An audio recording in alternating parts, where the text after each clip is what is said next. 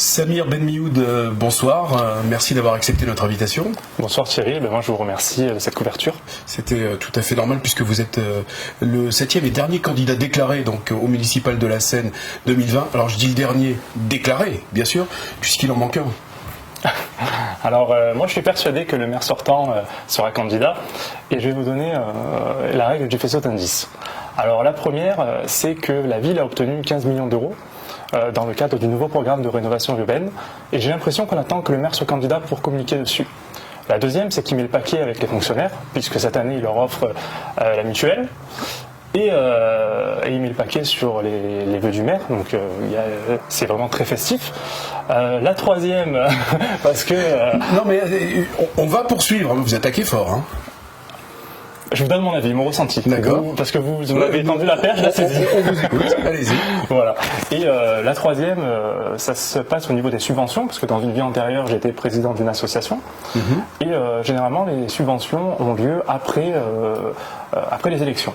Alors cette année, il y a une nouveauté, c'est que ça se passe avant les élections. Voilà. Et la quatrième et dernière idée, c'est que le maire, il n'a jamais autant reçu que depuis ces dernières semaines. Alors j'appelle ça les miracles du maire. Donc il y a quelque temps, la ville était endettée, on ne pouvait rien faire. Et aujourd'hui, des solutions se profilent. Donc bien entendu, à vous de juger. Et donc, je vous invite même, de ma part, à le rencontrer. Donc en fait, c'est une désinformation que vous tenez de quelle... Alors on a arpenté les rues, les riverains, la population, les citoyens. C'est votre réseau, c'est vos contacts qui C'est surtout notre consultation qu'on lance. Et on nous dit, on l'a vu la semaine dernière. C'est un constat. D'accord. Vous voulez commenter ou pas du tout? Vous livrez juste les informations? À vous de juger. Moi, je suis candidat, j'ai ma propre opinion et je laisse à chaque citoyen le droit de juger. D'accord. Donc, ce qui vous fait dire qu'en fait, Marc Villot va se représenter? Donc... Moi, j'en suis persuadé. Vous savez, j'ai parié il n'y a pas longtemps avec un ami qui me disait que le 5 décembre, au moment de la grève, contre l'ultra-capitalisme du méchant Macron, un front populaire se lèverait de Marc Villot à la rescousse de la population. Bon, j'ai gagné parce que moi j'ai parié que ça serait en début janvier. D'accord. Donc ça sera, on le verra. Dites-moi, quand il va vous entendre, s'il vous entend, il va être content finalement, il fait beaucoup parler de lui. Beaucoup de candidats font sa campagne parce qu'il n'est pas là, justement, il n'est pas présent. Effectivement, alors moi je ne fais pas campagne pour le maire sortant, par contre j'aimerais qu'il soit candidat. Voilà, je ne vous cache pas que... Pourquoi parce que je trouve que la concurrence, elle élève le niveau, et ça sera un débat d'idées.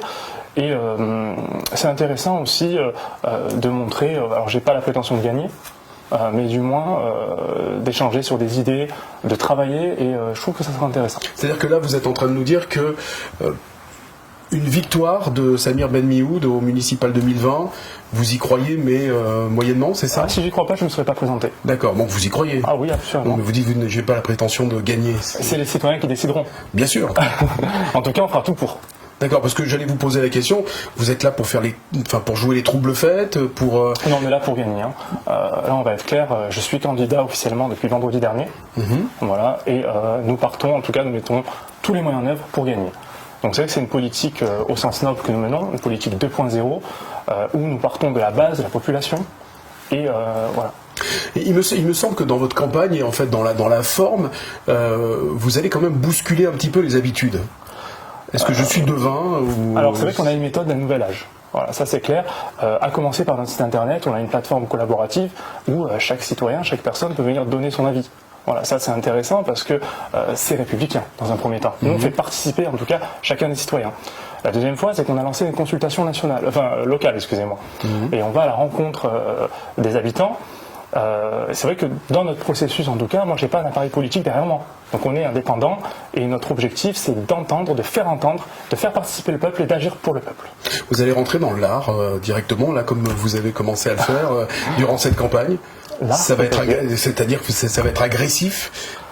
Agressif non, mais en tout cas je me battrai avec toute la dignité qui s'y à chaque homme. Voilà, notre objectif aujourd'hui c'est de mener une campagne jusqu'au bout.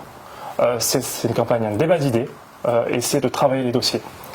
Alors Citoyens en scène, c'est votre liste, elle a un programme, vous pouvez en parler ou vous avez un calendrier vous aussi qui situera comment dire la présentation de cette campagne ou de vos projets ou de votre programme, pas cette campagne mais votre programme en janvier ou février 2000. Parce que j'aime bien Info 83, je vais vous donner quelque chose en avant-première. C'est gentil, merci. Non, il y a pas mal de choses sur lesquelles on va interagir, mais j'aimerais parler aussi d'un dossier aujourd'hui qui interpelle un peu tout le monde. Parce que voilà, je veux quand même clarifier notre position. C'est le dossier Coste-Chaude. Voilà. En tout cas, nous sommes interpellés aujourd'hui par cette affaire qui a été présentée le 5 mars dernier par une adjointe, et pas n'importe laquelle, Denise Reverdito. Certains candidats affichent ce soutien-là, qui est une écologiste, qui annonce quand même à plus de 150 riverains qu'on va convertir un terrain agricole de 3 hectares en 145 logements avec 30% de logements sociaux. Et c'est vrai qu'on se pose beaucoup de questions.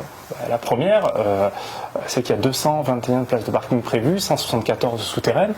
Avec les incidents qu'on a eus au Parc Sénat et à la résidence Samba, ça m'interpelle.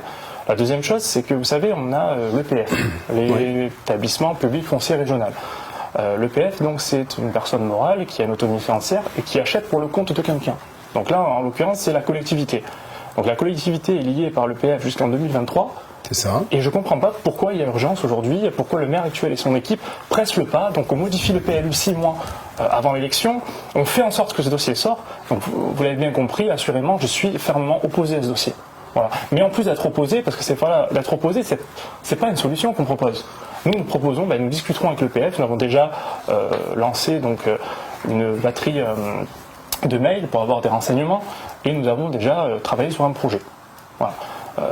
On n'a pas besoin d'être vert pour être écologique, pour afficher, en tout cas pour être éco-responsable. Moi je parle d'éco-responsabilité. Bien sûr. Voilà. Donc ça c'est un des projets. Donc bien sûr on sera contre la bétonisation. Plus de sécurité, plus d'attractivité sur notre terrain. On veut faire de la Seine une ville intelligente, une ville de demain, smart city. C'est pas juste des mots. Donc Smart City, vous pouvez préciser à l'attention de tous ceux qui nous écoutent. Bien sûr, Smart City, c'est la ville intelligente. Je vais vous l'illustrer. Donc sur certaines villes, on a des centres anciens qui se meurent. Donc c'est pas un phénomène typique à la Seine-sur-Mer.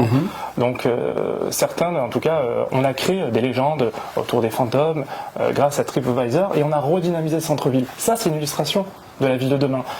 C'est également une économie qui est aussi, vous savez, l'économie 2.0 sur Internet. Donc aujourd'hui, on ne vend pas que seulement à un client physique.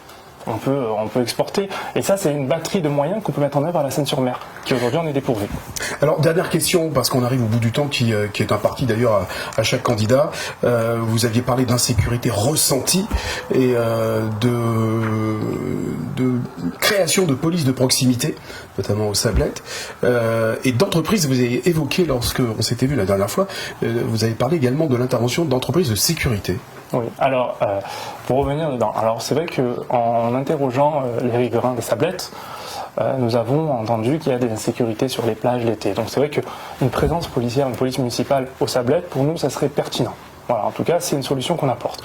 Concernant la police de proximité, c'est pas une milice privée comme certains peuvent le penser. Non, c'est en la loi. Nous, on lutte aujourd'hui contre l'incivilité. Voilà. L'incivilité, donc, elle peut se mettre en place par des associations qui peuvent faire un travail de pédagogie à destination des habitants. L'insécurité qu'on va rencontrer également dans les quartiers verts, d'où les rats pullulent, il y a bientôt plus de rats que d'habitants. L'insalubrité des appartements, l'éclairage public. Je pense qu'il faut rationaliser cet éclairage. Samir Benmioud, on arrive au terme de cet entretien. En tout cas, merci d'y avoir participé. On se retrouve l'année prochaine. En attendant, je vous souhaite de passer de belles fêtes de fin d'année, Samir Benmioud. Et je souhaite à tout le monde aussi de passer de bonnes fêtes de bonne année, et à bientôt.